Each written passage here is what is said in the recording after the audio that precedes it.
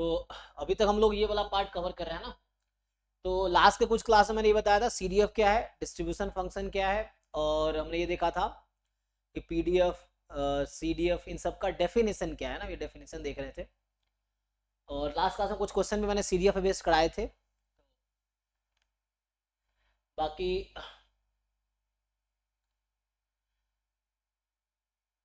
अभी यहाँ तक मैंने करा ना probability density function and properties. हाँ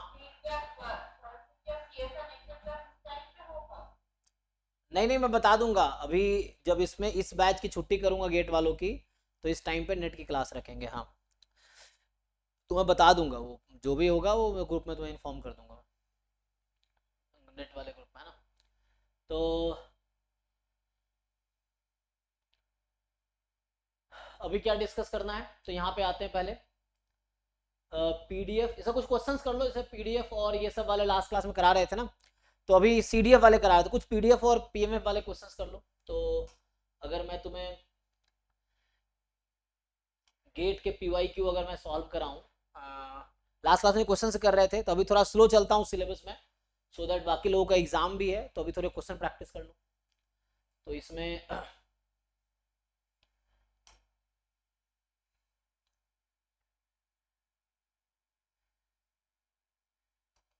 एक्चुअली ना बच्चों को छुट्टी चाहिए, मुझे छुट्टी नहीं चाहिए। मैं खाली बैठता हूँ, मुझे अच्छा नहीं लगता। तो मैं क्या है कि मुझे पढ़ाना अच्छा लगता है, तो मैं बिजी रहना पसंद करता हूँ।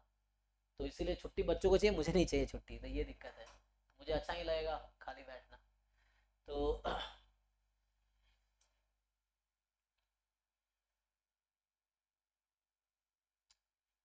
अरे भाई कहाँ गया।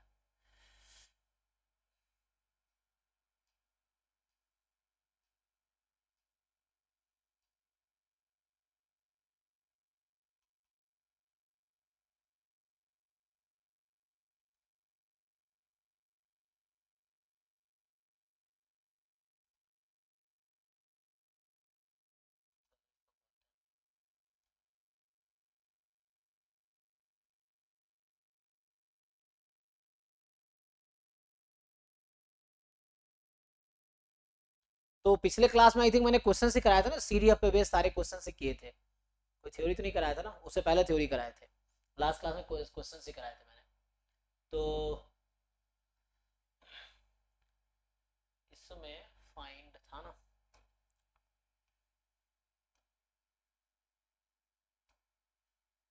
चलो थोड़ा पीडीएफ और सीडीएफ पे देखते हैं ना। तो मास फंक्शन, चलो पीएमएफ बताया था ना मैंने, तो प्रोबेबिलिटी मास फंक्शन वाले एक दो क्वेश्चंस देखते हैं।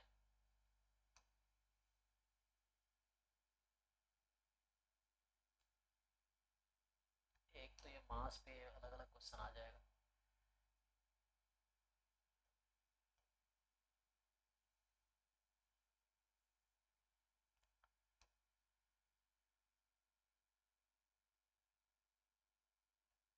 डिफरेंशियल इक्वेशन है, क्वेश्चन में मास वर्ड यूज करता है।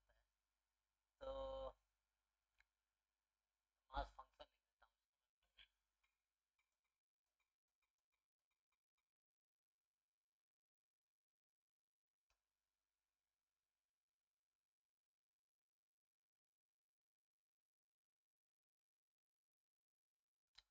चलिए सिंपली यहीं से स्टार्ट करते हैं, ठीक है। तो सबसे पहले पहले दो मास फंक्शन कहाँ चला गया, तो ये है और ये है। कर पाओगे, यहाँ से स्टार्ट हो रहा है। तो ये बोल रहा है x1 x2 xn गेट 2016 का है सीक्वेंस ऑफ। अभी जितने कॉन्सेप्ट मैंने पढ़ाए उसे बेस पे देखो, फिर से तुम्हें ये कर रहा हूँ, प्रॉब्लम सॉल्विंग में फोकस करो। जितने असाइनमेंट सॉल्व कर, जितने प्रॉब्लम सॉल्व कर सकते हो एक्यूरेटली सॉल्व करने की कोशिश करो खुद से। तो ये तुम्हारे पास है sequence n geometric random variable है, प्रोबेबिलिटी ये दे रखा है। तो हालांकि रैंडम वेरिएबल हमने थोड़ा सा डिस्कस किया है, एक्सपेक्टेशंस डिस्कस नहीं किया अभी ना, तो इसको रहने दो अभी। नेक्स्ट जो है हमारे पास कि x1 x2 independent geometric random variable है विथ सेम पीएमएफ, ये पीएमएफ दे रखा है। तो बताओ, ये तो कंडीशनल प्रोबेबिलिटी तो आता है आप लोगों को, ट्राई करके देखो। सो इट मत लगाओ मेमोरीलेस प्रॉपर्टी, बिना मेमोरीलेस के लगा के देखो, कोई दिक्कत नहीं है। जरूरी थोड़ी मेमोरीलेस लगाना ही है। तुम मेमोरीलेस लगा के भी सॉल्व कर दो, मुझे भरोसा है तुम तब भी नहीं कर पाओगे, तुम करके बताओ। बिना सोचे समझे बोलने वाले लोग ना ऐसे ही होते हैं। तुम मेमोरी लेस लगा के ही सॉल्व करके बता दो मुझे आंसर।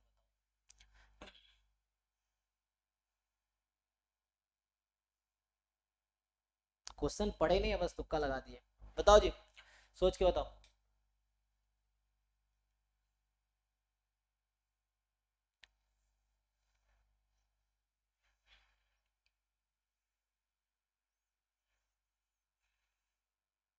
तो ये सिंपल कंडीशनल प्रोबेबिलिटी है, तुम्हें ये नहीं सोचना रैंडम में बहुत ज्यादा इन्वॉल्व है। एक पीएमएफ मैंने बता रखा, पीएमएफ क्या होता है, नॉन नेगेटिव फंक्शन जिसका समेशन 1 होता है, दिस इज द पीएमएफ। अब यहाँ पे x1 बराबर 2 एक इवेंट है, दिस इज इवेंट ई मान लो, given f, this is event f, तो probability of e given f find करना आपको, and you can take help of the PMF. तो ट्राई करके देखो, आंसर बताओ क्विकली। और ये सब गेट के ही क्वेश्चंस हैं, है ना, तो यू ट्राई दिस।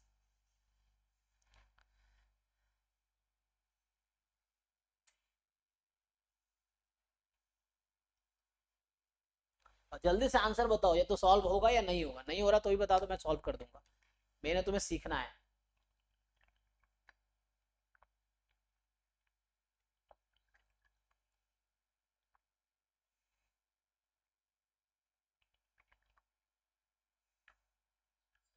हम्म,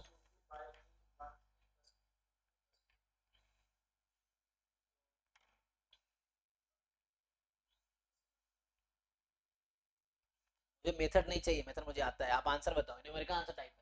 मान लो आपके एग्जाम में एक क्वेश्चन आया, तो आप क्या करोगे वहां पे? भूल जाओ उसको, इससे कोई मतलब नहीं, ये पीएमएफ यूज करो, ये इसका कोई जरूरत नहीं, इसको भूल जाओ, ये पीएमएफ यूज करो।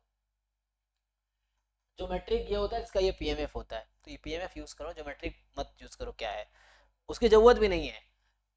जिस रैंडम वेरिएबल का ये पीएमएफ होता है उसको हम ज्योमेट्रिक बोलते हैं, समझो। अभी पीएमएफ दे तो रखा है।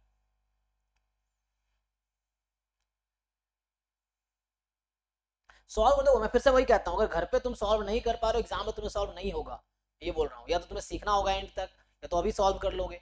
अभी नहीं सॉल्व कर पाओगे तो पूरे साल में सीखना पड़ेगा, अगर पूरे साल भी नहीं सीखे तो एग्जाम में भी सॉल्व नहीं होगा तुमसे, ये है। तो आपको सीखना पड़ेगा, तो सीखोगे कब? जब ट्राई करोगे, ट्राई करके देखो।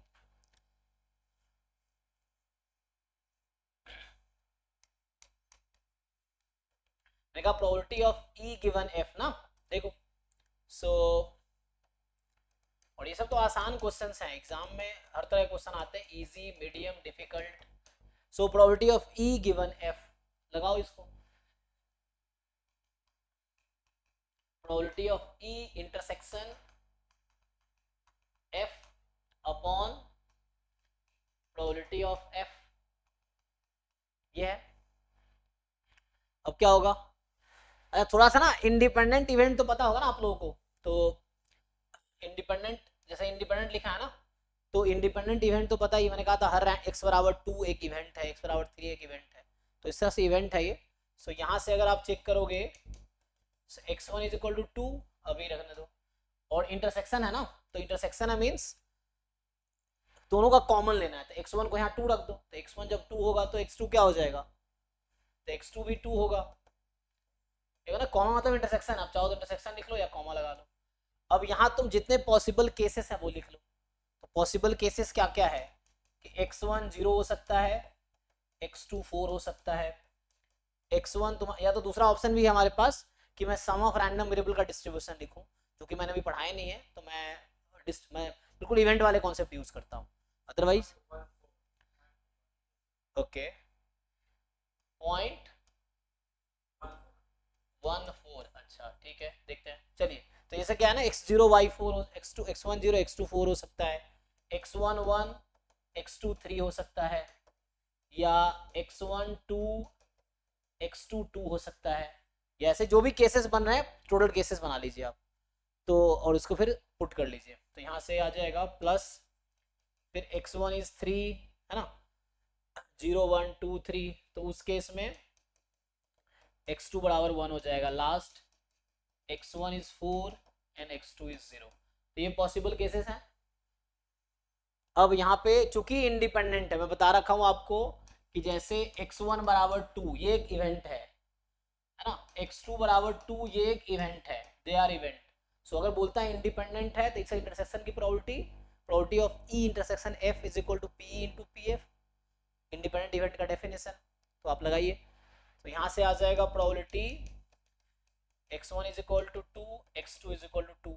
अब ये निकालने के लिए यहाँ दे रखा है, दोनों के लिए यही यूज करना है आपको पीएमएफ। पीएमएफ मुझे पता है, सब में ऐसे ही कर दीजिए। तो मैं डायरेक्टली यूज कर लेता हूँ बिना इसको वो किए, है ना, क्योंकि इंडिपेंडेंट है तो डायरेक्टली देखिए। सो x1 बराबर 2 इंटू x2 बराबर 2, इंडिपेंडेंट यूज कर रहा हूँ डायरेक्टली मैं। तो 2 यहाँ रखेंगे k को, तो क्या बनेगा p इंटू, और मैं 1 माइनस पी को तत्काल q बोल देता हूँ, है ना। यहाँ मुझे दे रखा है कि x बराबर स्मॉल x या k, सो x बराबर k is p into Q की पावर k, यही ना। अच्छा एक तुम ध्यान नहीं दिया, मैंने एक चीज ध्यान नहीं दिया ना, यहाँ सपोर्ट कहाँ से स्टार्ट है, 1 से स्टार्ट है। तो 1 से स्टार्ट है तो ये दो केस लेना ठीक नहीं है, है ना, क्योंकि ज्योमेट्री में दो तरह के केसेस हैं, एक में 0 से स्टार्ट, एक में 1 से स्टार्ट होता है। तो ये वो वाला पीएमएफ है जहाँ सपोर्ट 1 से स्टार्ट है, 0 तो हो ही नहीं सकता, तो उसकी प्रोबेबिलिटी 0 हो जाएगी, मतलब तो मुझे लेने की जरूरत ही नहीं है इसको, तो ये वाले टर्म्स कंसिडर करने की जरूरत है ही नहीं। ठीक, ये 3 केसेस ही होंगे, क्योंकि सपोर्ट यहाँ 1 से स्टार्ट है ना, सपोर्ट 1 से स्टार्ट है तो 0 वाले टर्म्स तो आएंगे ही नहीं, तो यहाँ से मुझे लेने की जरूरत ही नहीं है। तो क्या आ जाएगा यहाँ पे, सो x22 and x12 and x22 put कर लो, यहाँ 2 पुट करो k की जगह, तो हो जाएगा p इंटू क्यू, फिर p इंटू क्यू इंटू में है, सॉरी, सो प्रोडक्ट, ठीक है ना, इंटू p इंटू क्यू। तो ये इसकी प्रोबेबिलिटी होगा, ये इसकी x1 बराबर 2 की, x2 बराबर, इंडिपेंडेंट है तो इंटरसेक्शन को मैं प्रोडक्ट लिख सकता हूँ। एंड सेम डिनोमिनेटर में x1 बराबर 1 तो 1 पे p हो जाएगा, एंड एक मिनट, इनटू x2 बराबर 3 तो 1 पे p हो जाएगा, और 3 रखेंगे k की जगह, सो p into Q square, Q में 1 माइनस पी को बोल रहा हूँ, है ना, क्यू में 1 माइनस पी को बोल रहा हूँ, और यहाँ से प्लस 2 2 तो यही आ जाएगा P Q into P Q, और फिर 3 1 तो 3 1 ऐसे ही होगा जो ये आया था, P Q square into P. तो फाइनली सिंप्लीफाई कर लीजिए क्या बना, तो न्यूमरेटर आपका आ गया P square Q square, denominator यहाँ पे आ गया पी स्क्वायर, अच्छा ये भी P square Q square, P square Q square, P square Q square, जहां तक मुझे समझ आ रहा है 3 पी स्क्वायर क्यू स्क्वायर। एक बार आप लोग चेक करना मैंने कहीं कैलकुलेशन मिस्टेक ना किया होगा ना, ये चेक कर लीजिए। तो इसके हिसाब से तो 1/3 आ गई जी, 1/3 कितनी होती है ना, कट गया ना पी स्क्वायर क्यू स्क्वायर, तो ठीक है ना। हाँ जी बताइए अमित, आपके आंसर गलत क्यों आए थे, बाकी लोग जिनके आंसर नहीं आए क्यों नहीं आए। तो अभी मैंने बिल्कुल सिंपल तरीके से सॉल्व किया। यहाँ आप देख रहे हैं ये ज्वाइंट है, बीच में कॉमा जहां लगा रखा हूं वहां इंटरसेक्शन है, कॉमा जहां इंटरसेक्शन है, और probability of E intersection F बराबर पी इंटू पी एफ। इसको ब्रेक कर रहे हैं क्योंकि इंडिपेंडेंट मुझे शुरू में ही लिख रखा है कि दोनों इंडिपेंडेंट है, इंडिपेंडेंट इवेंट की तरह ट्रीट करो उसको आप। किसी को पूछना है कुछ इस क्वेश्चन में जी।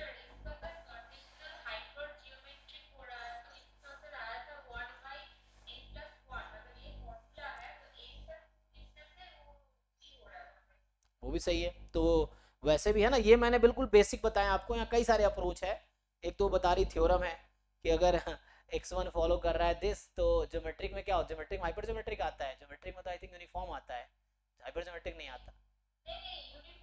हाँ हाँ, बाइनोमियल में आई थिंक, बाइनोमियल केस में पॉइजन, पॉइजन केस में बाइनोमियल बनता है, बाइनोमियल केस में हाइपर ज्योमेट्रिक बनेगा, ज्योमेट्री केस में यूनिफॉर्म बनेगा। तो ये सब थ्योरम बाद में आएगा, ये क्वेश्चन 10 सेकंड का, इतना करने का जरूरत ही नहीं था, एक लाइन में सॉल्व हो जाएगा अगर आपको थ्योरम याद है तो, है ना। तो उससे सीधा डायरेक्टली आप आंसर, हमें फॉर्मूला पता है, मतलब थ्योरम है कि x1 गिवन x1 प्लस 2 बराबर t will follow uniform 1/t+1, मतलब यूनिफॉर्म t+1, तो 1/t+1 आ जाएगा, उससे डायरेक्ट आंसर आ जाएगा, ठीक है। बट अभी चूंकि मैंने नहीं पढ़ाया वो सब, तो अभी जस्ट बता रहा हूँ, इसी क्वेश्चन को अगर रैंडम वेरिएबल अप्रोच से सॉल्व करे या इवेंट के अप्रोच से सॉल्व करे तो कैसे सॉल्व करेंगे। अदरवाइज थ्योरम से आपको कुछ नहीं करना है, मतलब 10 सेकेंड में सॉल्व हो जाएगा ये, कि सीधा आंसर ही लिखेंगे सीधा सीधा हम लोग, ये है। तो एंट्रेंस में आपको टाइम बचाना होता है, कम टाइम होता है और ज़्यादा क्वेश्चन है, तो अभी मैंने समझाने के लिए आपको बताया कि आप इस तरह सॉल्व कर सकते हैं, अदरवाइज थ्योरम भी यूज़ कर सकते हैं। यार सॉल्व करो, अगर आप सॉल्व नहीं कर पा रहे हो मतलब ज़्यादा सीख नहीं रहे आप। ये क्वेश्चन करके देखो, ऐसा ही है, सेम यहाँ पे ज्योमेट्रिक ही है, कि ज्योमेट्रिक है ज्योमेट्रिक है लेकिन लिखा भी नहीं इसने ज्योमेट्रिक है, जरूरत भी नहीं है। ये भी ज्योमेट्रिक ही हालांकि, लेकिन आपको पीएमएफ दे दिया, पूछा ये बताओ क्या आएगा, तो इसमें क्या किया, सीरीज का एक कॉन्सेप्ट यूज कर लिया और पीएमएफ दे दिया। इसमें कोई आपको रैंडम वेरिएबल को बहुत ज्यादा यूज नहीं करना। चलो बताओ जरा सॉल्व करके क्विकली, और आंसर बताओ, सब लोग कोशिश करो अपना अपना आंसर बताओ, सो दैट मुझे ये समझ आए कितने लोग सही कर पा रहे हैं। वरना क्या होगा, पूरे साल वीडियो देखते रहोगे, क्लास अटेंड करते रहोगे और एग्जाम में मार्क्स नहीं आएंगे। जब क्वेश्चन सॉल्व करोगे तो क्वेश्चन सॉल्व करना आएगा।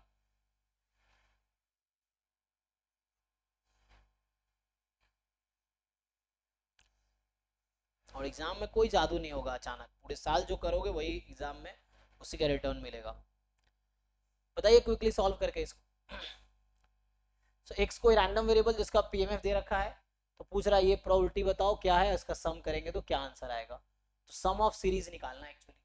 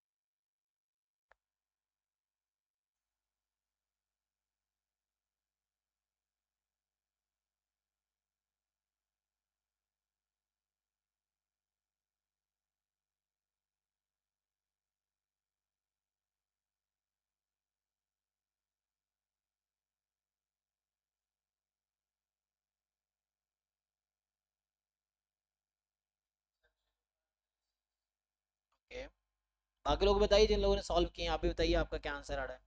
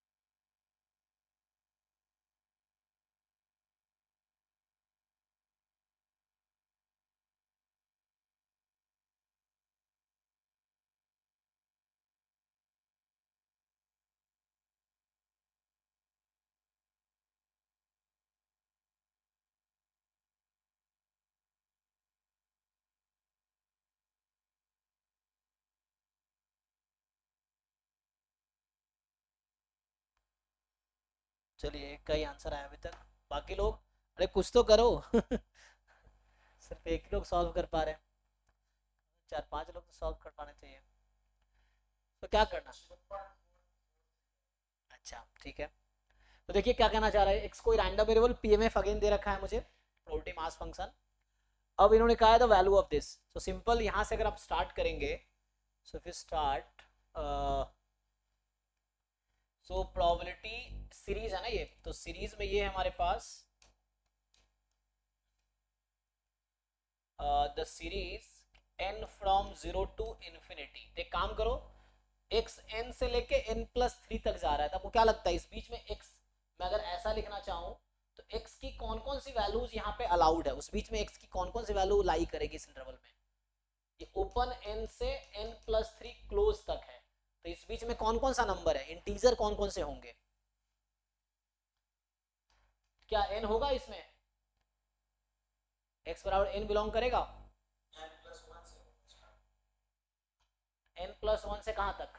so, एक तो n+1 वाला है, एक n+2 वाला है, और एक n+3 वाला, ये 3 वैल्यू है हमारे पास।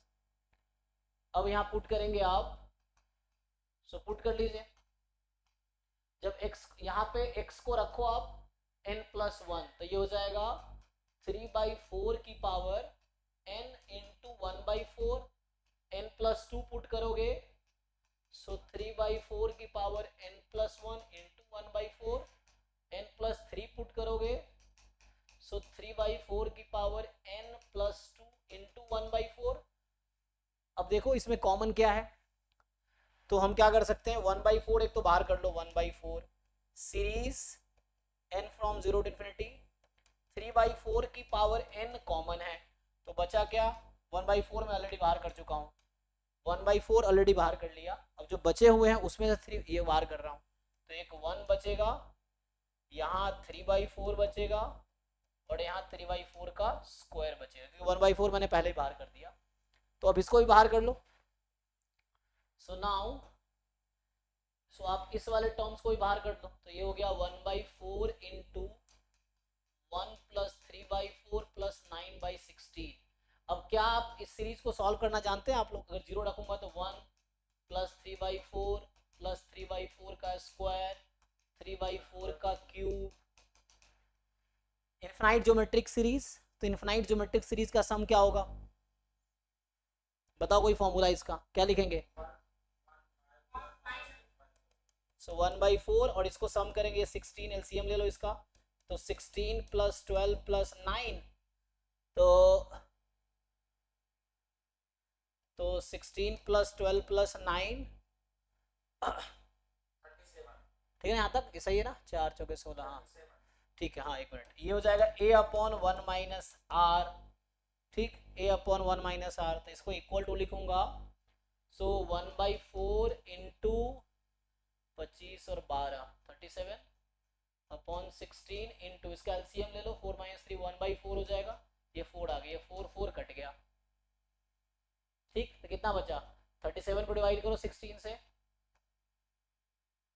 2.31। देखो भाई तो क्या मुश्किल था ये? The only thing that stop you is trying, है ना, अगर आप ट्राई करोगे तो हो ही जाएगा सॉल्व, कुछ खास था नहीं, ये सब गेट के ही क्वेश्चन हैं ये, ठीक है, ये सब गेट के, ये गेट किस ईयर के, ये भी देख लो, सो गेट 2022 का क्वेश्चन है ये। तो यहाँ बोल रहा है consider Poisson process with P, तो पॉइजन प्रोसेस भी पढ़ाना बाकी है, स्टोकेस्टिक प्रोसेस में आएगा। तो ये भी सीक्वेंस ऑफ रैंडम वेरिएबल है जो कि आगे आएगा, है ना, से पूछ रहा है कहाँ कन्वर्जेंस ऑफ रैंडम वेरिएबल है, तो ये पीएम, हालांकि एप्टीट्यूड का क्वेश्चन है, गेट का ही है, लेकिन ये एप्टीट्यूड पोर्शन का, आप देख के बता सकते हो क्या आंसर होना चाहिए, मतलब डिस्क्रीट कौन सा होगा,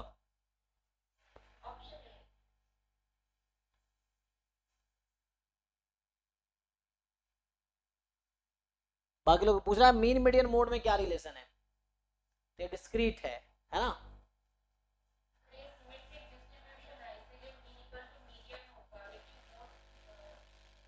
ओके, तो मोड क्या आएगा यहाँ पे, हाँ जिस पॉइंट पे हाईएस्ट फ्रीक्वेंसी है ना, तो 13 पे हाईएस्ट फ्रीक्वेंसी और -13 पे हाईएस्ट फ्रीक्वेंसी है, सो पीएमएफ है ये, है ना, जैसे ये कोई पी नंबर होगा, ईच पॉइंट पे पीएमएफ दे रखा है आपको, सपोर्ट रैंडम वेरिएबल का है, यहाँ भी देख सकते हो, यहाँ से -19 से लेके, ऐसे लिखा नहीं है इसने ना, वो बीच के नंबर्स लिखे नहीं है, -1 1 3 5 7 9, तो इसके पीछे क्या रहा होगा, है ना, -2 के गैप चल रहा है ना, 13 15 17 19, -19 से +19 का है, ऑड नंबर सिर्फ लिए इन्होंने, ये है, तो हाँ ना ठीक है, क्योंकि इसमें तुम निकालोगे 1 पे जो पीएमएफ है वही -1 पे है, तो मीन निकालोगे तो 1 इंटू पी -1 इंटू पी 0 हो जाएगा, जो वैल्यू -3 पे वही +3 पे, जो 5 पे -5 पे, सिमेट्रिक है एक्चुअली, तो सिमेट्रिक का मीन 0 आएगा, और मीन मीडियन हमेशा इक्वल होगा, जरूरी नहीं मोड इक्वल हो, मोड जब यूनिमोडल होगा तब जाके इक्वल होगा, ये है, अदरवाइज यहाँ 2 मोड है, तो इसके पास टू मोड, मीन मीडियन दोनों जीरो होंगे और मोड 13 आएगा, 13 या -13 दोनों आएगा। तो इसे पूछ रहा था कौन सा क्या होगा इसमें, कि रिलेशन क्या है, तो मीन और मीडियन इक्वल है और मोड एक्चुअली इसका डिफरेंट होगा। ठीक, सो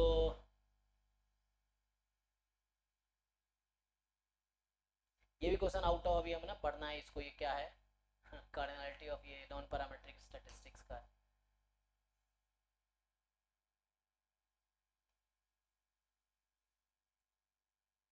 ये करो, ये गेट 2023 का है, ये बेसिक पीएमएफ के डेफिनेशन पे है।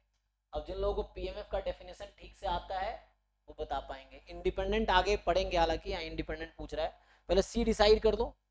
पीएमएफ दे रखा है, पूछ रहा है सी की वैल्यू क्या होगी ताकि ये पीएमएफ हो जाए। तो पीएमएफ का डेफिनेशन तो पता ही होगा सबको, हालांकि ज्वाइंट पीएमएफ है, अब तो ज्वाइंट का सब पता है क्या होगा, फिर ये डबल समेशन करना पड़ेगा आपको, मतलब टोटल वन होगा, जैसे हमने वन वेरिएबल का ही पढ़ा अभी ना, कि नॉन नेगेटिव होने चाहिए, सम वन होने चाहिए, यहाँ भी वही है, नॉन नेगेटिव होने चाहिए, डबल समेशन वन होना चाहिए, यहाँ ये हो जाएगा कि double summation should be one actually, so double summation one करना पड़ेगा। चलो ज्वाइंट है तो हमने पढ़ाया नहीं, तभी स्किप करता हूँ मैं। तो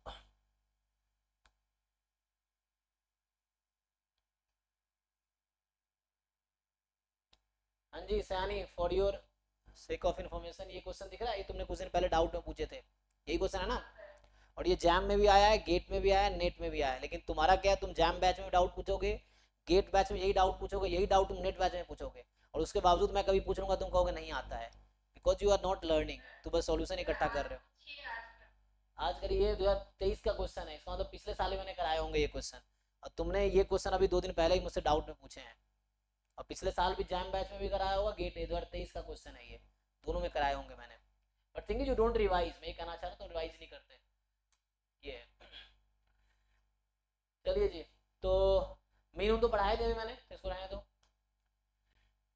अभी हम पीएमएफ जस्ट पढ़े हैं, ये भी टू वेरिएबल का ही पीएमएफ है, तो इससे बहुत कुछ अभी सीखना है पीएमएफ से रिलेटेड। अभी मैं डेफिनेशन बस बताया हूँ, पीएमएफ का डेफिनेशन क्या है उस पर ही क्वेश्चन पूछ रहे हैं। ये भी जॉइंट पीएमएफ पे है, ये आपका ये मेथड ऑफ मोमेंट एस्टिमेटर पूछ रहा है पीएमएफ का, ये सब आएगा आगे सब, एंड में आप सारे सॉल्व कर पाओ ऐसा होना चाहिए। ये भी जॉइंट है,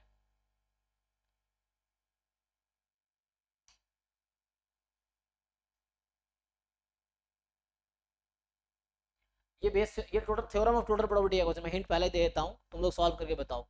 जो 20A है ये तो नहीं, बेस थ्योरम का क्वेश्चन है ये, अब जरा सॉल्व करके देखो क्या आप कर पाओगे, क्वेश्चन ये है, बेस थ्योरम हमने अभी पढ़ाए थे बेसिक प्रोबेबिलिटी में, सो ये बेस थ्योरम का क्वेश्चन है, आप लोग सॉल्व करके मुझे आंसर बताओ इसका। बस थोड़ा सा पीएमएफ यूज कर रहा है, अदरवाइज ये बेस थ्योरम का क्वेश्चन है, आराम से ट्राई करके बताओ क्या आंसर आएगा।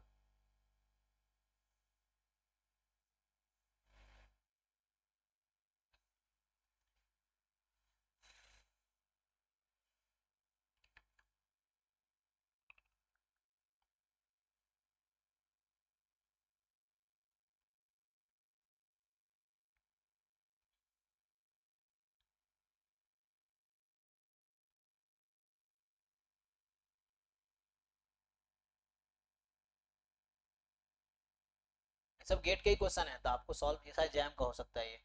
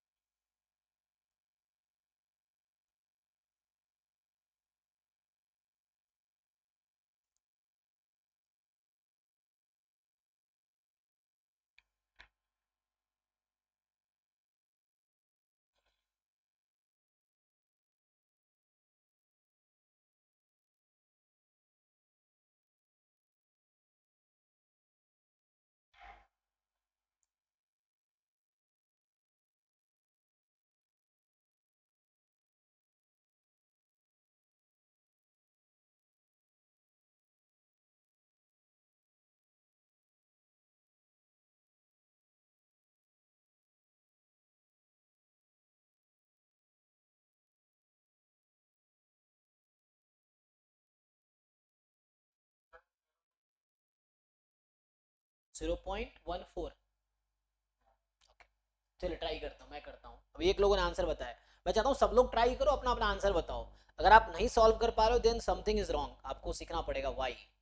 और अगर पूरे साल यही रहा तो एग्जाम में भी आपसे सॉल्व नहीं होगा। If you are not learning how to solve questions, so exam में भी नहीं सॉल्व कर पाओगे। So you have to learn. Learn कैसे करोगे? जब ट्राई करोगे, गलतियां करोगे, है ना, डिफरेंट अप्रोच लगाने की कोशिश करोगे, तब जाके होगा। बट सॉल्व खुद से ही करना होगा। सॉल्यूशन देख के जो जो लोग सॉल्व करते हैं, initially it is okay, but and तक तुम सॉल्यूशन देख के ही कर रहे हो तो एग्जाम में भी तुम्हें सॉल्यूशन देखना पड़ेगा, otherwise you will not able to solve. तो आपको सोचना पड़ेगा what can be done and what can you do. ये है। ओके, फ्रैक्शन में कितना आएगा ये 2/9?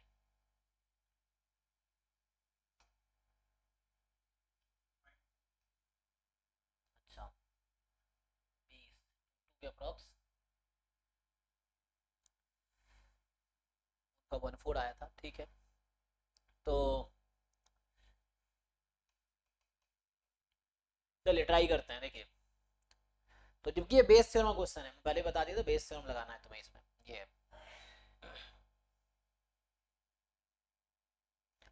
अब बेसिक प्रोबेबिलिटी में इन्होंने रैंडम वेरिएबल यूज किए हैं।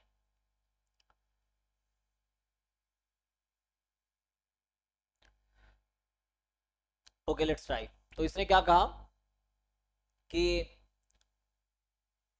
let n be the random variable representing the number of fair dice thrown. तो capital N is the number of fair dice thrown with PMF. तो PMF means what? कि you throw one dice, the probability of throwing one dice is 1/2. The probability of throwing two dice is 1/2 square. The probability of throwing three dice 1/2 cube. The probability of throwing four dice is 1/2 4 and so on. तो ये आपको given है कि, और you don't know how many dice you throw, है ना। सो वो partition है एक्चुअली, जो सस्पेंस है वो पार्टीशन है, ये जो भी है ना confusion you have here is a partition. तो जो पॉसिबिलिटीज हैं एक्चुअली वो पार्टीशंस हैं। तो S be the sum of the numbers appearing on the faces of the die. S sum of the number appearing on the faces of the die. Okay. और I1 से यहाँ start हुआ था, मतलब one dice you thrown और two और three और four और as many as required.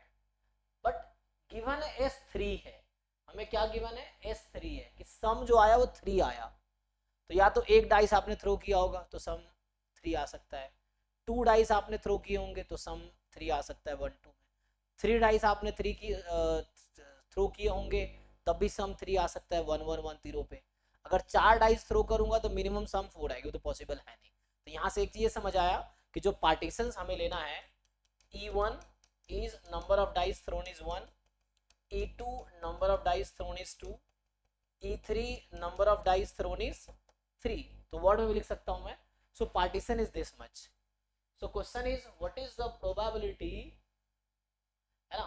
So what is the probability that two dices were thrown? So what is probability of E2 given A? So जो मेरा notation होता था, जो मैं थ्योरी पढ़ाने में नोटेशन यूज किया हूँ, so A is S is equal to 3. So event A is sum is 3 and even it with it. So by formula of Bayes theorem, E2 into A given E2 upon probability of A, तो by total probability use करोगे तो summation probability of EI A given EI I from 1 to 3. Now the probability of E2, the n बराबर 2, so that we already know. So we have now E2 n बराबर 2 is 1/2 square. If two dices were thrown, if two dices were thrown, या given that two dices were thrown, so what is the probability that sum will be 3? तो to dice throw किया तो sample space में 36 outcome है, 1 1 1 2 1 3 and so on up to 6 6।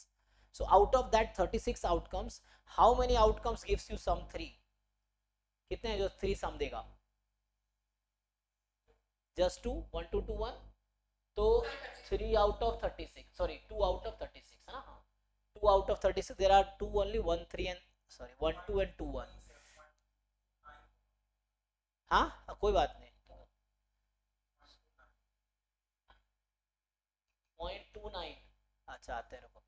सो अभी यहाँ पे ठीक है ना।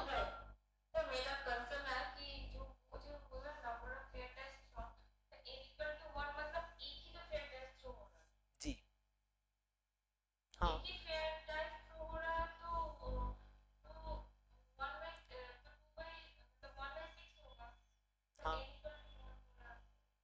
Is equal to 1। नहीं नहीं, यहाँ दो चीजें हैं। एक डाई थ्रो, अब तुम्हारे ऊपर है, तुम एक डाई थ्रो कर सकते हो, 2 कर सकते हो, 3 कर सकते हो, 4 कर सकते हो, 10 कर सकते हो, 100 भी कर सकते हो थ्रो, उसमें कोई प्रॉब्लम नहीं है। एक डाई थ्रो करोगे उसका चांस 1/2 है। सो यहाँ से अगर 2 डाइस थ्रो किया तो सम 3 आने की प्रोबेबिलिटी, तो 1 to 2 1, two outcomes out of 36। Now come here, I को 1 रखूंगा तो E1 प्रोबेबिलिटी ऑफ E1, तो एक डाई थ्रो करूंगा इसकी प्रोबेबिलिटी 1/2 है।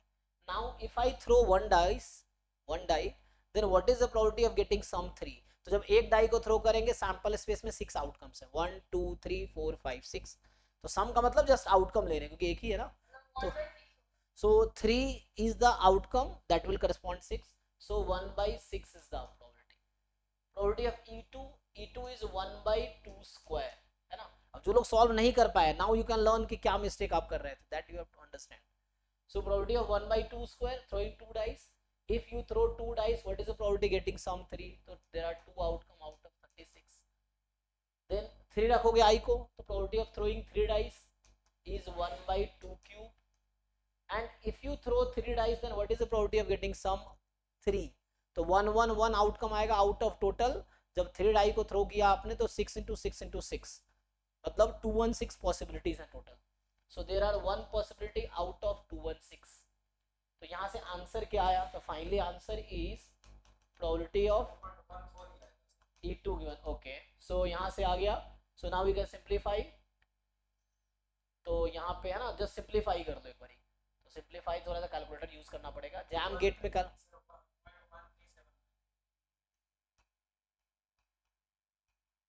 तो मतलब अप्रॉक्स 1.0.14 हो गया है ना। तो इसको सिंप्लीफाई कर दो जस्ट, जो भी आएगा। So that is the answer. तो आपको जो समझना है क्या हुआ, बेस थ्योरम यूज हुआ है एंड देन डिफरेंट सिचुएशंस में क्या प्रोबेबिलिटी लेनी थी। सो ये चीज है। किसी को कंफ्यूजन है, यू कैन आस्क, अगर किसी को कुछ कंफ्यूजन हो तो। So now let's come to next question. तो अभी लास्ट क्लास में सीडीएफ वाले क्वेश्चन सॉल्व किए थे हमने, पिछले क्लास में सीडीएफ वाले क्वेश्चन सॉल्व। आज मैं पीएमएफ वाले क्वेश्चन सॉल्व कर रहा हूँ। तो ये आपसे एमजीएफ पूछ रहा है, पूछना है किसी को? सो एमजीएफ अभी आगे पढ़ेंगे हम लोग। ये टेस्टिंग का क्वेश्चन है।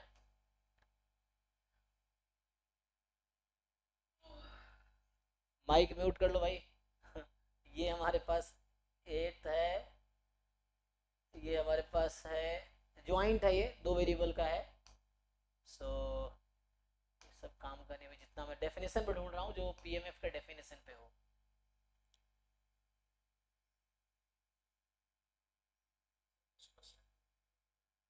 हाँ होगा, वहाँ भी होगा, बहुत सारे होंगे क्वेश्चन, तो बहुत सारे वो आपको सॉल्व करते हैं एक्चुअली। तो अभी मैं ढूंढ रहा हूँ कि पीवाईक्यू में क्या है, वरना बाकी इतने पीवाई डीपीपीज हैं कि। हाँ जी सयानी, अभी तुम नेट का क्वेश्चन सॉल्व कर रहे थे ना, ये भी नेट के क्वेश्चन कल ही सॉल्व किया ना हमने, देखो सेम क्वेश्चन है। तो ये जो जैम में आया हुआ है, जैम 2018 का क्वेश्चन, यही नेट में भी आ रहा है। तो ऐसा कोई बटा हुआ थोड़ी कि ये क्वेश्चन इसी में आएगा, वो तो बनाते हैं, उनके दिमाग में जो आया वैसा बना देते हैं। चलिए तो ये सॉल्व कीजिए। यहाँ पे क्या है, ये तो मैंने क्वेश्चन लिखाए थे। सो ये सिंपल एक पीएमएफ का क्वेश्चन है। तो यहाँ आपसे मैं ये नहीं पूछूंगा ई एक्स क्या है, यहाँ बस मैं ये पूछूंगा आपसे कि what is the value of C D, क्या आप निकाल पाएंगे? क्वेश्चन ये है। तो ये मैंने पहले भी आपसे क्लास में करवाए हैं solve. So you just find. तो यहाँ आपसे मैं बस ये पूछना चाहता हूँ, पीएमएफ के डेफिनेशन पे क्वेश्चन है ये, कि ये एक पीएमएफ है। So they are asking you to find. तो मैं आपसे बस ये पूछूंगा what is the value of C and what is the value of D, ये बस पूछा जा रहा है आपसे इस क्वेश्चन में। ये पीएमएफ है। Now find the value of C and D. C D positive real number है।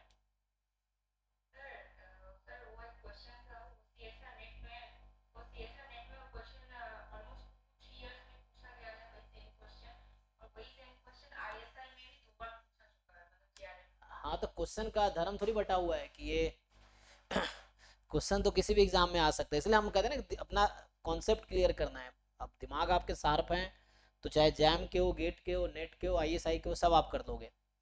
ये चीज़ है, तो इसलिए हमें समझना है, सॉल्यूशन रट्टा मारने के बजाय कॉन्सेप्ट और अप्रोच पे फोकस करना है। किसी भी एग्जाम का क्वेश्चन सॉल्व होगा ही।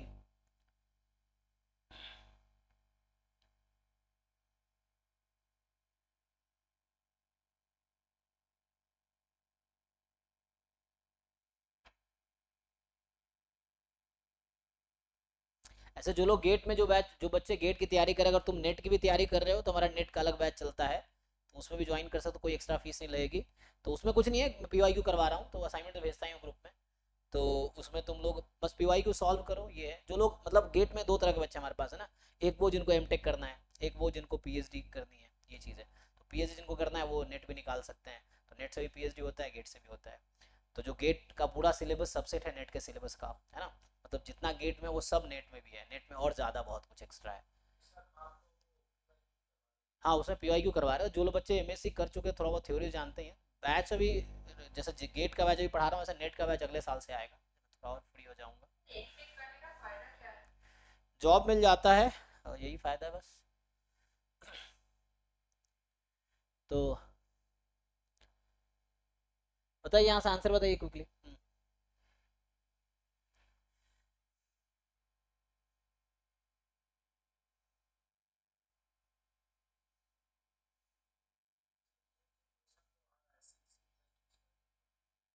एक एक यहाँ से आ जाएगा, दो कंडीशन है ना, एक PMF है, दूसरा। सो दो कंडीशन है, इसलिए दोनों।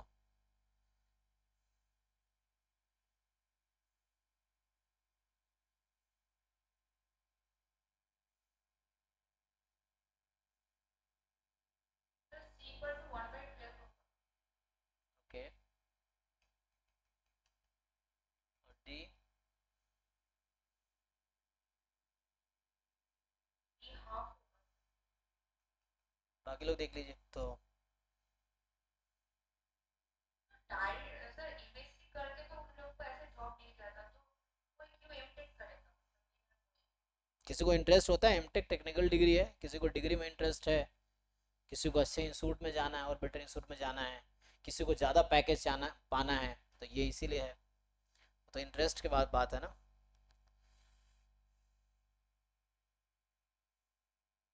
M.Tech किस पे कर सकते हैं मतलब?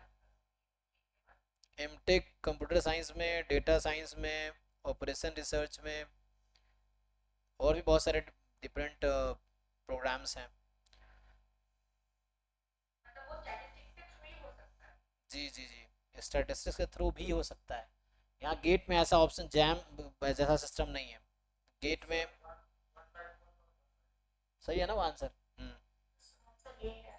ठीक है। तो मतलब ये जस्ट बेसिक अंडरस्टैंडिंग पे है। एक तो PMF का कंडीशन टोटल प्रोबेबिलिटी 1 होनी चाहिए, मतलब टोटल प्रोबेबिलिटी थ्योरम वाला नहीं, मतलब सम 1 होने चाहिए, ईच पॉइंट पे प्रोबेबिलिटी का सम 1 होना चाहिए। और यहाँ से आप जस्ट देख लीजिए वैल्यूज क्या क्या हैं, क्या क्या सेटिस्फाई कर रही है, वो 3/4 होने चाहिए, तो उससे आपको आंसर आ जाएगा। ठीक है, सो ये है।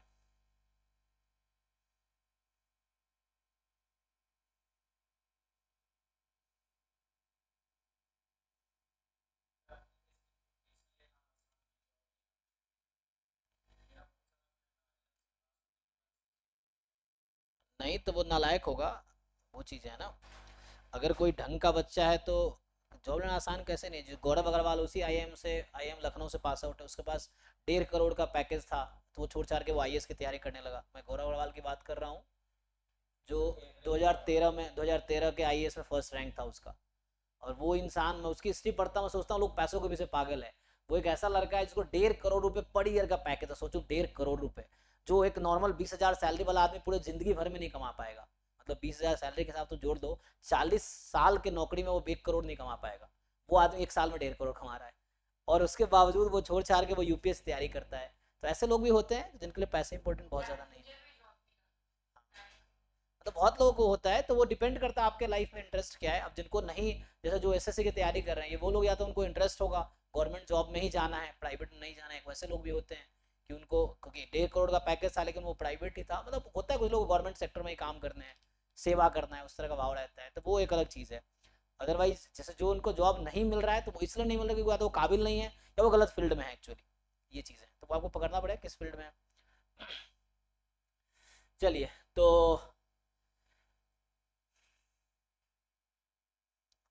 ये तो सॉल्व करने की मुझे ज़रूरत है नहीं, तो इजीली हो गया होगा सबका, है ना।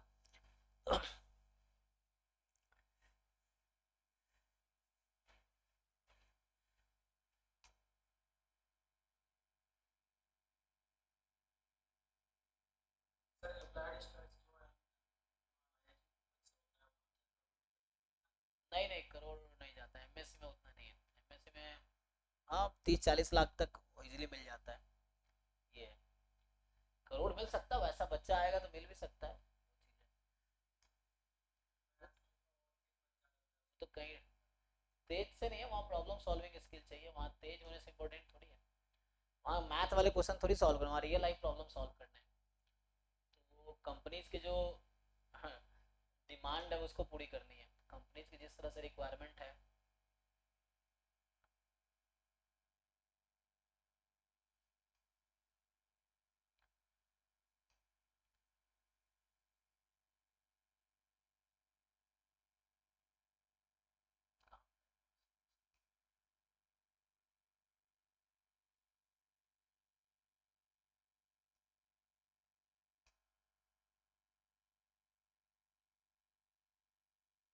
तो ये क्वेश्चन अच्छा है, अगर इसमें मैं पूछ लूँ किसी से, जैसे ये क्वेश्चन है, अब यहाँ पूछा वेरिएंस है, लेकिन अगर मैं किसी से ऐसे पूछ लूँ कि ये है ना, अब ये थ्योरम है, हालांकि किसी को सीधा सीधा आंसर याद होगा, और नहीं याद है तुम डिराइव भी कर सकते हो।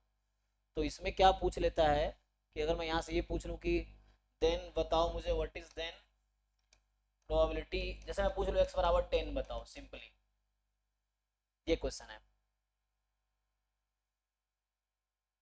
निकाल पाओगे बताओ इस क्वेश्चन में?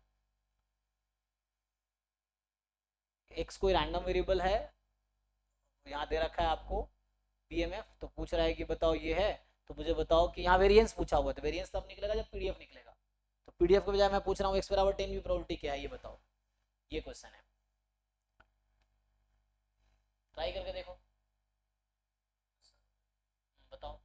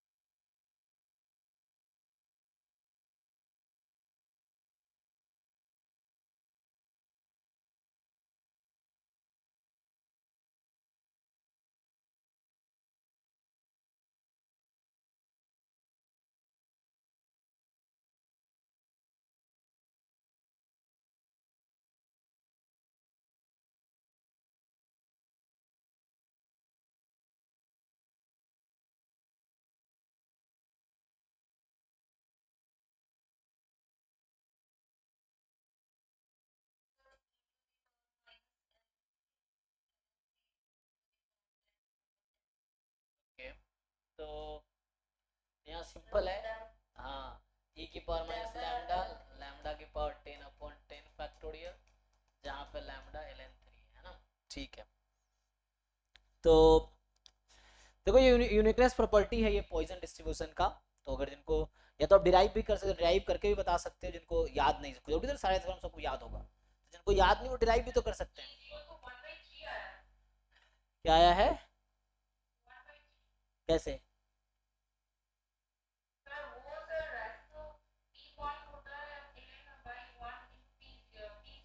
हम्म,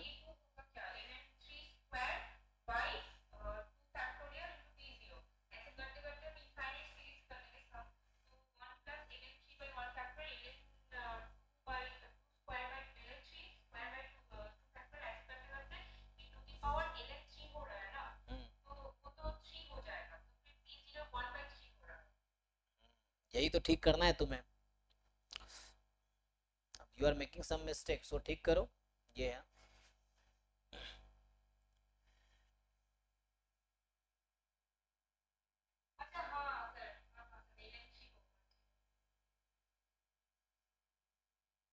ठीक है जी, बाकी लोग बताइए। तो जैसे ये थ्योरम है, मैं फिर से बोल रहा हूँ कि ये यूनिकनेस प्रॉपर्टी है, मतलब random variable x is Poisson lambda if and only if ये ln की तरह लैम्डा रख दो, तो ये यूनिकनेस प्रॉपर्टी है पॉइजन डिस्ट्रीब्यूशन का। So if and only if होता है, अगर ऐसा होगा तो पॉइजन है, पॉइजन है तो ये सेटिस्फाई करेगा। सो ये if and only if property है, तो यहाँ पॉइजन लैम्डा होगा, जहाँ प्रूफ अगर करना हो आपको कि मान लो थ्योरम नहीं पता है, थ्योरम का प्रूफ किया होगा, तो वैसे ये भी कर, मैं बता दो रहा हूँ, ये जस्ट यहाँ लैम्डा लिख दो, if and only if X is Poisson lambda, ये थ्योरम है कि मतलब probability at X plus one is equal to lambda upon X plus one into probability at X if and only if X is a Poisson distribution with parameter lambda. Okay, तो यहाँ बस lambda की जगह इसने ln 3 रख दिया, बस ये लैम्डा होगा। तो ये बोल रहा हूँ, या तो थ्योरम है या प्रूफ देखना है, प्रूफ देख सकते हैं हम लोग। सो एक्स इज, तो ये आगे मैं पढ़ाऊंगा, ये सब आगे डिस्कस करेंगे हम लोग। पॉइसन लैम्डा इफ, मैं ना याद रखना कि एग्जाम में राइट टाइम पे याद आए, ये जरूरी है ना, कि x plus one is equal to lambda upon X plus one probability at x, ये थ्योरम है, ठीक है। सो ये है, अब जैसे ये थ्योरम प्रूफ होता है वैसे ही, नहीं याद है थ्योरम तुम्हें तो we can further solve this, और ये इजी है सॉल्व करना, उतना खास नहीं है। सो इसका क्या करना है, जैसे x को जीरो वन रख, जीरो रख दो, वन रख दो, टू रख दो, लेफ्ट साइड राइट साइड दोनों ऐड कर दो, तो उससे इजीली आंसर आ जाएगा। You add left side and right side both both, then easily answer आ जाएगा। समझ, इसको प्रूफ अगर करना हो आप में से, तो क्या करो, जैसे x को जीरो रखो इक्वेशन वन, x को वन रखो इक्वेशन टू, x को रखते जाओ, फिर अब उसको पूरे left side and right infinite तक जा रहा है तो ऐड कर दो, तो ऐड कर दोगे तो इजीली एक्सप्रेशन आ जाएगा px का, और यही निकल के आएगा px यहाँ से। सो यहाँ से निकल के आएगा, मैं समझ रहे हो क्या बोल रहा हूँ, जैसे मैं x को वन रखूँ तो p1 हो जाएगा, अभी लैम्डा रख के ही कर देता हूँ। सो लैम्डा अपॉन, मैंने x को जीरो रखा तो ये वन हो गया, और ये वन हो जाएगा इंटू p एट जीरो, फिर जब मैं p2 लिखूंगा तो जब x को वन रख रहा हूँ मैं, तो यहाँ पे आएगा लैम्डा अपॉन टू हो जाएगा, x को वन रख रहा हूँ मैं, p1, अब ये p1 यहाँ पुट कर दो, तो ये lambda square one into two P zero हो गया। मैं प्रूफ लिख रहा हूँ इसका, ठीक है। सो मैं आपको प्रूफ लिख के दिखा देता हूँ, तो यहाँ से क्या होगा, फर्दर ये चलता रहेगा, अरे तो इसको क्या करते हैं, सो ऐसे ही इसको कंटिन्यू करो, ठीक है ना। जैसे p3 लिखूंगा तो x को यहाँ टू रखो आप, तो ये हो जाएगा लैम्डा अपॉन थ्री p2, अब p2 की वैल्यू जो आई है ये रख दो यहाँ पे, ये बन जाएगा lambda cube one into two into three p0, और आप सब जी, तो अब आप समझ सकते हैं यहाँ से। सो मैं क्या कर रहा हूँ, लेफ्ट साइड को, ये मान लो इनफाइनाइट टर्म तक हमने लिखा, अज्यूम करो इनफाइनाइट टर्म तक लिखा, अब आगे आओ, तो अब लेफ्ट साइड को जब ऐड करोगे, so when we add left side p1 plus p2, support ध्यान रखो जीरो से इन्फिनिटी तक है, और ये सम आ रहा है p1 plus p2 plus p3 infinity तक, तो टोटल वन तो नहीं होगी ना, टोटल क्या होगी, लेफ्ट साइड होगा p1 plus p2 up to p, मतलब आगे तक इन्फिनिटी तक जा रहा है, तो उसको मैं लिख सकता हूँ वन माइनस, क्या लिख सकता हूँ, वन माइनस p0 लिख सकते हैं लेफ्ट साइड को। So we are adding all this together, तो ये हो जाएगा p1 p2 p3 and so on, तो टोटल सम तो मुझे पता है pmf का टोटल सम वन होता है, तो ये वन माइनस p0 क्योंकि p0 नहीं है। राइट साइड में जब लिखोगे तो ऐड दिस दिस दिस, तो p0 कॉमन ले लो, तो जब p0 कॉमन लोगे तो वहां बचा लैम्डा, अगले में है lambda square upon two factorial, अगला है lambda cube upon three factorial, and इस तरह से चल रहा है ये, ध्यान दो। सो ये वन माइनस p0, तो जिसको थ्योरम याद नहीं है वो ऐसे कर सकता है सॉल्व। सो p0 इंटू, अब ये देखो लैम्डा से स्टार्ट हुआ है एक्चुअली, हाँ, तो यहाँ पे वन ऐड सब्ट्रैक्ट करना पड़ेगा उसको, सो e की पावर लैम्डा माइनस वन हो गया ये। अब क्या करेंगे आप, सो यहाँ से जस्ट p0 एक साइड ले आओ, तो p0 वाले टर्म को इधर भेज दो, तो one is equal to p0 इधर ले आओगे, सो p0 इंटू क्या आ जाएगा, e की पावर इंटू लैम्डा हो जाएगा, उधर चला जाएगा। सो यहाँ से आ गया p0 is e raised to power minus lambda. अब यहाँ से p1 निकालो, तो इसको समझोगे तो ये हो गया लैम्डा की पावर 0/0 फैक्टोरियल, एक्चुअली ये है, तभी ये e की पावर माइनस लैम्डा है। नाउ यू फाइंड p1, कहाँ से फाइंड करोगे, यहाँ से p1 निकालो, तो लैम्डा इंटू p0 था ना, लैम्डा इंटू p0 है, सो ये लैम्डा इंटू p0 है, तो यहाँ आ जाएगा लैम्डा e की पावर माइनस लैम्डा, इसको फिट करोगे ठीक से तो लैम्डा की पावर वन, यही था लैम्डा इंटू के minus lambda and so on, तो आपको एक पैटर्न दिख जाएगा, okay so this is following this pattern, the end आप डिसाइड करोगे कि एक्चुअली x बराबर x पे क्या हो रहा है, लैम्डा की power x upon x factorial e की पावर माइनस लैम्डा, जहाँ x 0 1 2। तो ये हमने यहाँ पे प्रूफ कर दिया। अब आपको जो भी चाहिए मीन वेरिएंस एमजीएफ, तो ये मैंने प्रूफ लिखा है कि कैसे आता है। सो x बराबर 10 पे पूछा, ये पुट कर लोगे, है ना। सो वैसे करके वैल्यू निकाल लोगे आप, लेकिन मेन ट्रिक यही होता है कि आप ये पहचान पाओ कि ये कौन सा डिस्ट्रीब्यूशन फॉलो करेगी, ये है।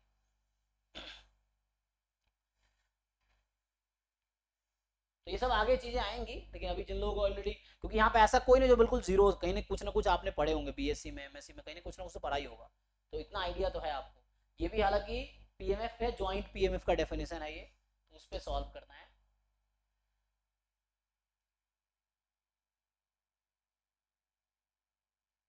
जैसे ये क्वेश्चन है, ये भी आसान ही है ऐसे तो, जैसे पहला क्वेश्चन जो था उस टाइप का ही हो गया ये पीएमएफ दे रखा है, आपसे ये पूछ रहा है कंडीशनल प्रोबेबिलिटी लगानी है, जो पहला मैं सॉल्व कर रहा था, हालांकि वो डिफिकल्ट था, ये आसान है।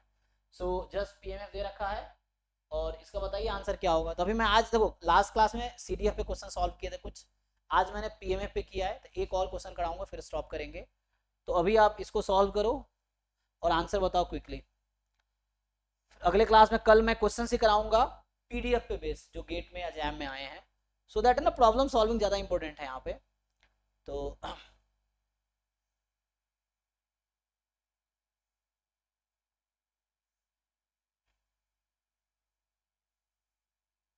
कह रहा है कि पीएमएफ है, ये पीएमएफ है, सपोर्ट 2 3 4 5 अप टू इन्फिनिटी तक है, डॉट डॉट डॉट है। तो बताओ ये क्या होगा, जहाँ जस्ट आप probability of E given F लगाओ, कंडीशनल प्रोबेबिलिटी का फॉर्मूला लगाओ।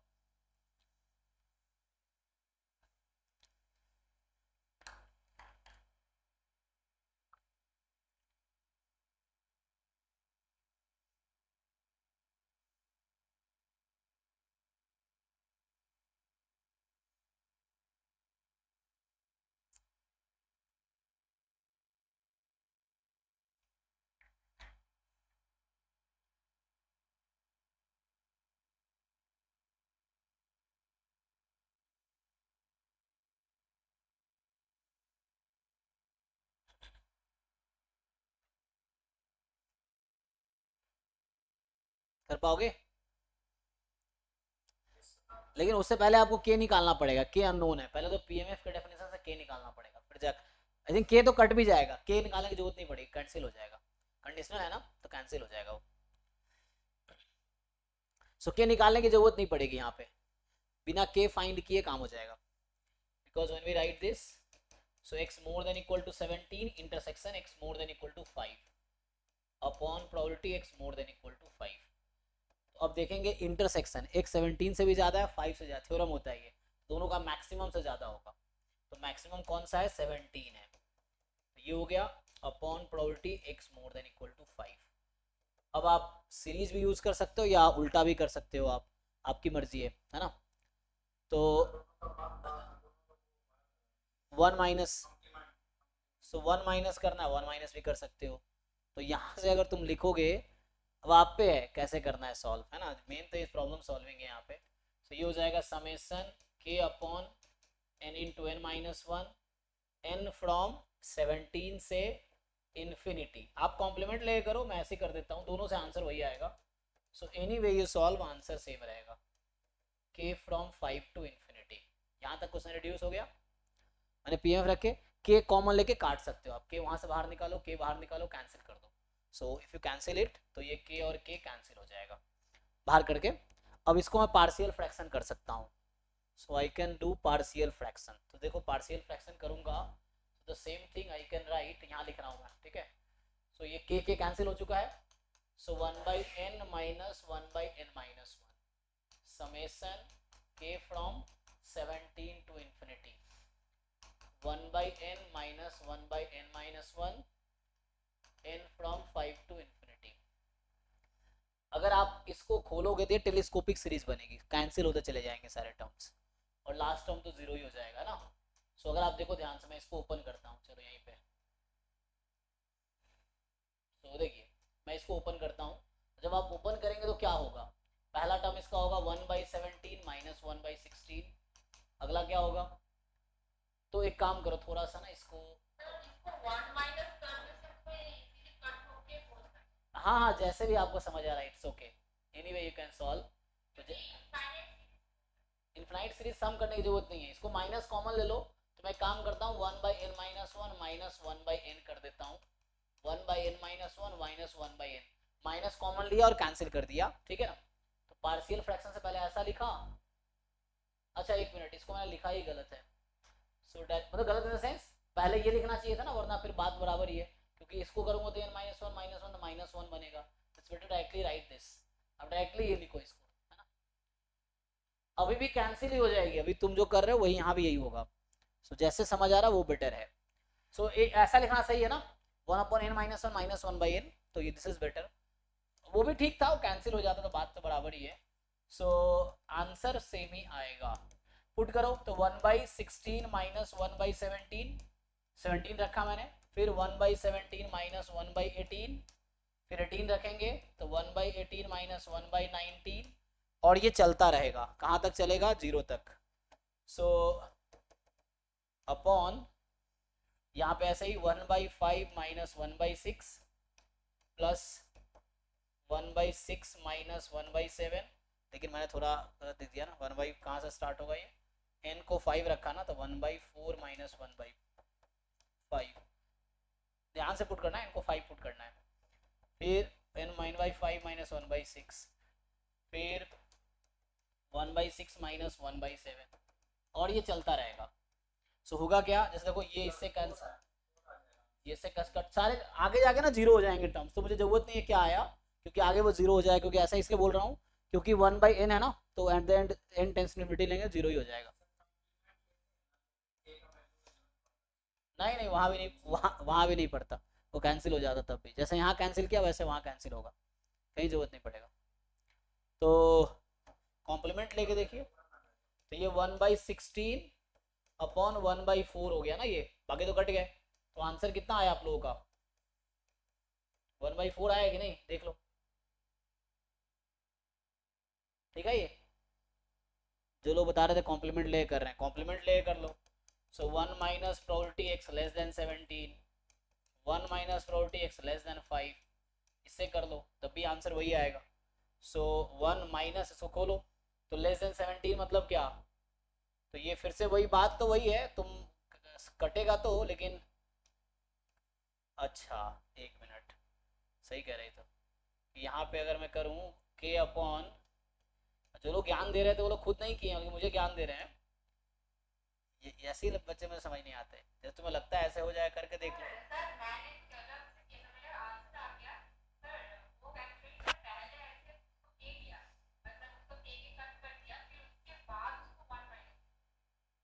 पहले के लिया फिर 1 माइनस कैसे कर दोगे तुम,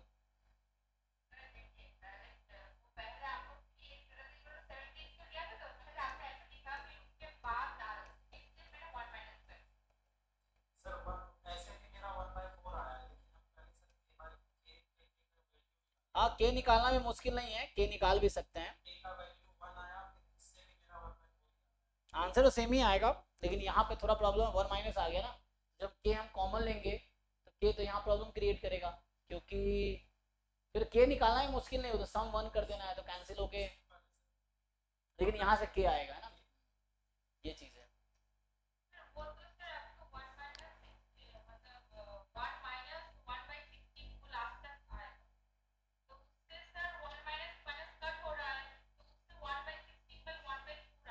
कहाँ पे बना है बताओ, यहाँ पे क्या आएगा,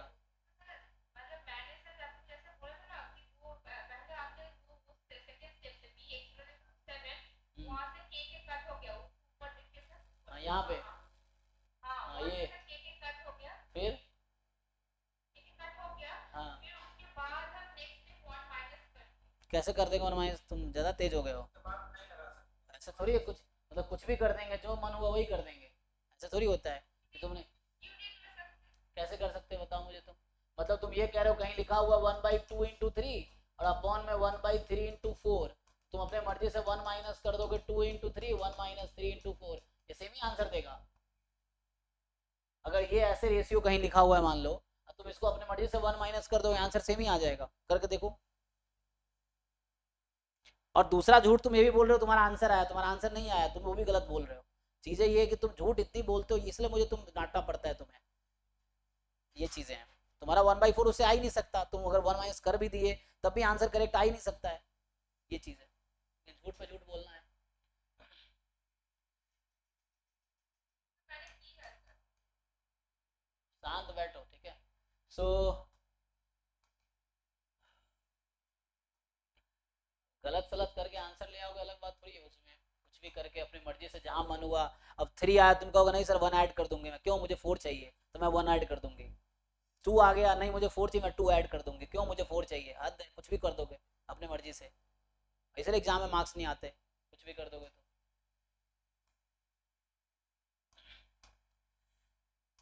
अरे इसको क्या हो गया।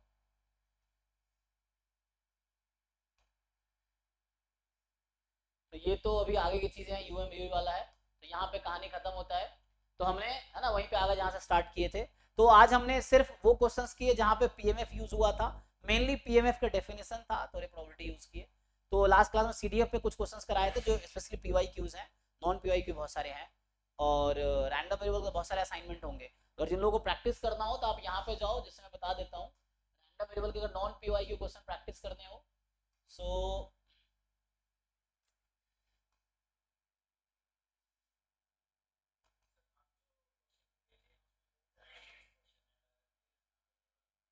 हाँ कोई बात नहीं, अभी जितना आप कर सकते हो करो, उसमें कोई दिक्कत नहीं है। मैं ये नहीं कह रहा कि सब कुछ आप कर सकते हो।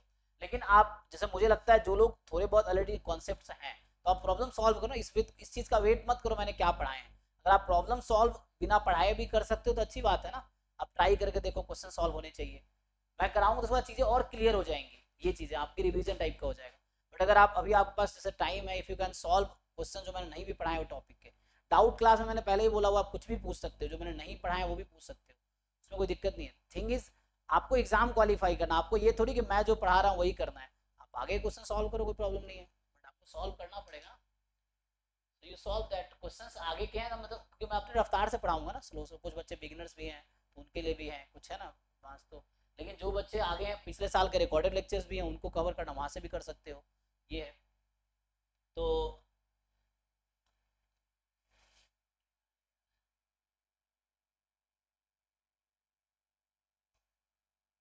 देखो, जो असाइनमेंट मतलब जो नए असाइनमेंट जिन लोगों को सॉल्व करते हैं, वो यहाँ पे मिलेगा ना, ये फोल्डर में आप जब ओपन करते हो, ड्राइव का लिंक ओपन करोगे, यहाँ पे जाओगे आप। इसमें ढूंढ लेना है PY Q assignment topic wise. यहाँ जाओ, इसमें बहुत सारे क्वेश्चंस हैं जो अभी नया नया अभी बने हैं जस्ट, और बहुत अच्छे अच्छे क्वेश्चन। ये जो मास्टर डीपीपी 2025 बैच के लिए है, तो ये तुम ओपन करो, उसमें बहुत सारे डीपीपी से 50+ ऐड हो चुके हैं। और ऐड हो एंड तक 400-500 कम से कम इसमें डीपीपी होंगे। और ईच में जो है ना 47, 48, 50 भी होगा। तो ये सब तुम सॉल्व करोगे, सब रैंडम वेरिएबल के ही मोस्टली होंगे। अगर मैं आपको ओपन करके दिखाऊं तो। और एक में 10 क्वेश्चन ही है, तो मैं ज़्यादा नहीं रखा हूँ, क्योंकि एक बार बैठो आप 1 घंटे में एक डीबीपी खत्म कर सकते हो आप 1 आवर में ही। तो इसमें जैसे ये सब क्वेश्चन हैं, आप सॉल्व कर सकते हो इसमें। कि इससे बहुत सारे है ना, और अच्छे अच्छे इसका डिफिकल्टी लेवल उन्होंने हाई रखा हुआ है। तो ये सब थोड़े डिफिकल्ट क्वेश्चन है, नॉर्मल पीवाईक्यू से भी आपको डिफिकल्ट क्वेश्चन मिलेगा इसमें। और बहुत सारे ऐसे हैं 50+ हैं। ईच में 10 क्वेश्चन है।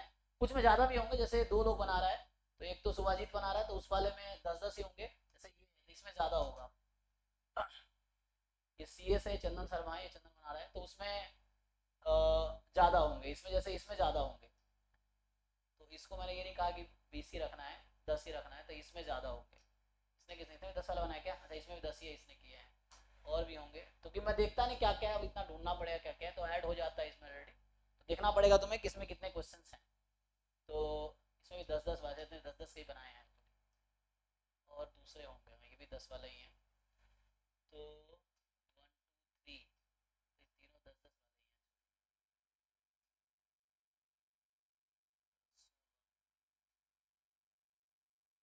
बाकी देख लेना तुम लोग ओपन करके क्या क्या है, तो उसमें पता चल जाएगा। ये सब एरिया से रिलेटेड क्वेश्चंस होगा इसमें। तो हाँ, ये एरिया वाले क्वेश्चंस है ना।